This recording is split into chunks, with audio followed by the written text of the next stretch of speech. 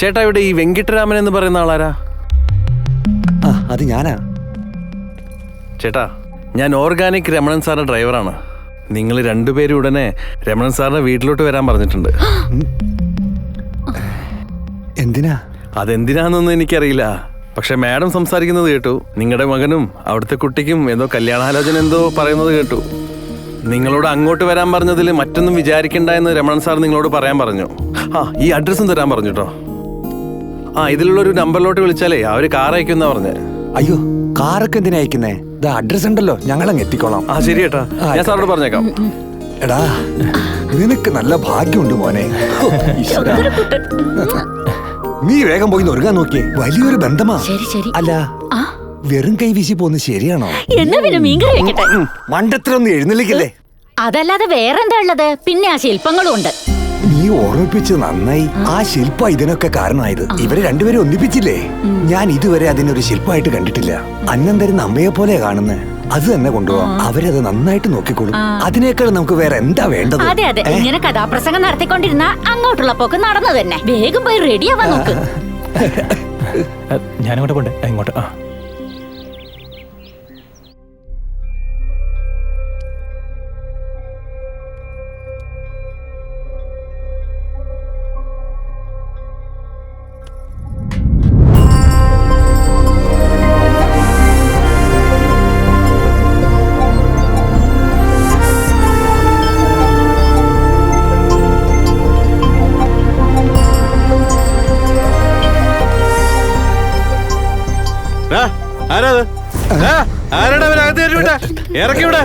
അതെ അതെ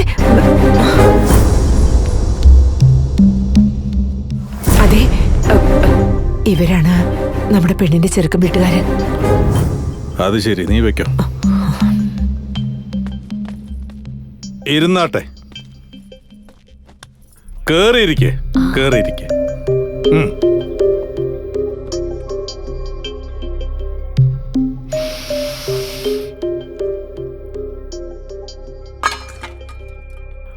പറഞ്ഞോ.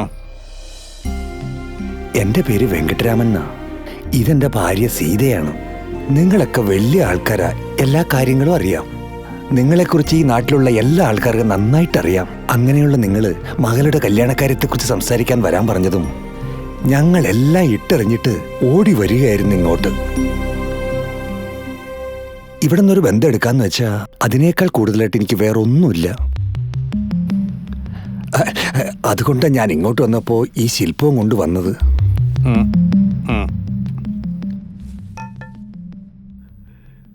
എന്താണ് പരിപാടി? മീൻകറി വെക്കും സാറേ. എടേ, ഒന്ന് മിണ്ടാതിരിക്കുന്നുണ്ടോ? ഇതുപോലത്തെ ഒരുപാട് മനോഹരമായ ശില്പങ്ങൾ ഞങ്ങൾ ഉണ്ടാക്കുന്നുണ്ട്. ഉണ്ടാക്കി ഞങ്ങൾ വിൽക്കും. ഇത് ഞങ്ങളുടെ കുലത്തൊഴിലാ. ഇതുണ്ടാക്കാനായിട്ട് എൻ്റെ ഭാര്യ എന്നെ സഹായിക്കും. ചായം പൂശി കണ്ണും മൂക്കും ഒക്കെ വരച്ച് ശില്പങ്ങൾക്ക് നല്ല ജീവൻ കൊടുക്കുകയുള്ളു. വെറുതെ ഇരിക്കുന്ന സമയത്ത് എന്തോ ഈ യൂട്യൂബ് ചാനൽ എന്നൊക്കെ പറയില്ലേ, മീൻകറി എങ്ങനെ വെക്കണം, ചെമ്മീൻകറി എങ്ങനെ വെക്കണം, ഉണക്കക്കൊഞ്ചു കൊണ്ട് എങ്ങനെ ചമ്മന്തി ഉണ്ടാക്കണം, പുളിശ്ശേരി ഉണ്ടാക്കണം, തീയൽ എങ്ങനെ ഉണ്ടാക്കണം, ഇതൊക്കെ കുറേശ്ശെ ഇവള് യൂട്യൂബിൽ ഇടാറുണ്ട് സാറേ. അതുകൊണ്ടാണ് അവൾ ഇങ്ങനെ പറഞ്ഞത്. മീൻകറി വെക്കാൻ ഇവളെ പോലെ വേറെ ആരും ഉണ്ടാവില്ല. അതിരിക്കട്ടെ, നിങ്ങളുടെ മോൻ എന്താ പരിപാടി? സിനിമാ ഡയറക്ഷനായിട്ട് ഇങ്ങനെ നടക്ക എന്റെ മോൻ. അവൻ നല്ല ബുദ്ധിശാലിയും കഴിവുള്ളവനാ. എന്റെ മോനായതുകൊണ്ട് ഞാൻ പറയല്ല. അവൻ ഒരു വൃത്തികെട്ട സ്വഭാവമില്ല. ഒരു നിമിഷം പോലും വെറുതെ ഇരിക്കില്ല. കുറച്ച് സമയം കിട്ടിയ അപ്പ എന്തെങ്കിലും ഒരു കഥ എഴുതിക്കൊണ്ടിരിക്കും. ഇതൊക്കെയാണ് അവന്റെ ലോകം.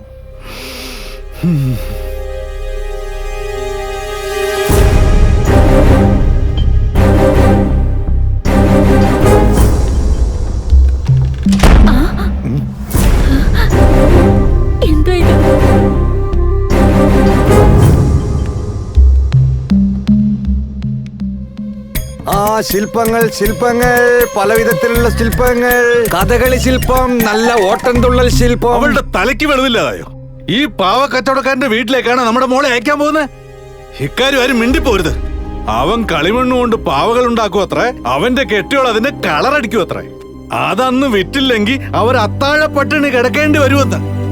ഈ കുടുംബമായിട്ടാണോ നമ്മൾ ബന്ധം സ്ഥാപിക്കാൻ പോകുന്നത്? 100 ഏക്കറിൽ കൃഷി ചെയ്യുന്ന ഓർഗാനിക് വെങ്കിട്ടരമണൻ എത്ര വലിയ അന്തസ്സുള്ള ഫാമിലിയാ നമ്മള്. ഇവരെയൊക്കെ എങ്ങനെയാ നമ്മുടെ ബന്ധുവാക്കുക? മീൻകറിയുണ്ടേ, മീൻകറിയുണ്ടേ. നിങ്ങളുടെ വീട്ടിലെ പോലെയല്ല, നല്ല എരിവും പുളിയും സ്വാദുള്ളതാണേ. അവരെയൊക്കെ വീട്ടിൽ കയറ്റാൻ കൊള്ളുവോ? ആലോചിക്കുമ്പോ തന്നെ എനിക്ക് നാറ്റം അടിച്ചിട്ട് വയ്യ. അവള് മീൻകറി ഉണ്ടാക്കുവന്നേ, ചാളക്കറി. നിങ്ങൾക്ക് ഇഷ്ടമുള്ള മീൻകറി ഞാനും ഉണ്ടാക്കാറില്ലേ? നീ ഉണ്ടാക്കുന്ന പോലല്ല അവൾ ഉണ്ടാക്കുന്നത്. രണ്ടും മീൻ തന്നെയാണ്, രണ്ടും കറിയാണ്. അവരുടെ കയ്യിലുള്ള ജോലി യൂട്യൂബ് മൂലം 10 പേരെ അറിയിക്കുന്നു. അതിൽ തെറ്റെന്താ ഉള്ളത്? അതൊരു 5 സ്റ്റാർ ഹോട്ടലിലെ ഷെഫ് ചെയ്താ അതൊരു ഭയങ്കര പ്രശംസയും. ഇതൊരു വലിയ ഹീറോയിന് ചെയ്ത് കാണിക്കുമ്പോ ഓ വാ സൂപ്പർ എന്ന് ലൈക്കും കമന്റ് കിട്ടുകയും ചെയ്യും. വീണ്ടും വീണ്ടും യൂട്യൂബിൽ അത് തന്നെ പോസ്റ്റ് ചെയ്തോണ്ടിരിക്കുകയും ചെയ്യും. നിങ്ങൾക്ക് കാശ് ഒരുപാടുണ്ട്, സമ്പത്തും പ്രശംസയും ഒരുപാടുണ്ട്. അതുകൊണ്ട് നിങ്ങൾ ഓർഗാനിക് കച്ചവടം തുടങ്ങിയ അതൊരു കുഴപ്പമില്ല. അതൊരു ദിവസക്കൂലി തൊഴിലാളി ചെയ്യുകയാണെങ്കിൽ പാവം ഒരു നേരത്തെ ആഹാരത്തിന് വേണ്ടി കഷ്ടപ്പെടുകയാണെന്ന് ആൾക്കാർ സഹതപിക്കുകയും ചെയ്യുന്നു. എങ്ങനെ നോക്കിയാലും കയ്യൂക്കുള്ളവൻ കാര്യക്കാരൻ, ജോലിക്കനുസരിച്ച കൂലി. അങ്ങനെയാ പണക്കാരെയും പാവങ്ങളെയും തിരിച്ചറിയുന്നേ. നമ്മളിപ്പോ ചിന്തിക്കേണ്ടത് പണക്കാരെന്നോ പാവങ്ങളെന്നോ അല്ല, മനസ്സും പ്രവൃത്തിയുമാണ്. അത് രണ്ടും ഇവരുടെ അടുത്ത് എങ്ങനെ ഉണ്ടാവാനാ? കഷ്ടപ്പാടിന്റെ ഇടയ്ക്ക് അതൊക്കെ കാറ്റിൽ പറന്നു പോയിട്ടുണ്ടാവും. അതൊക്കെ ഉണ്ടോ ഇല്ലയോ എന്ന് അറിയാൻ വേണ്ടിയല്ലേ അവരോട് ഇങ്ങോട്ട് വരാൻ പറഞ്ഞത്. നിങ്ങൾ അതിനെന്ത് ചെയ്തു?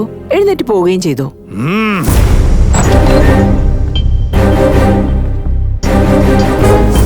എന്റെ കൂടെ വരൂ.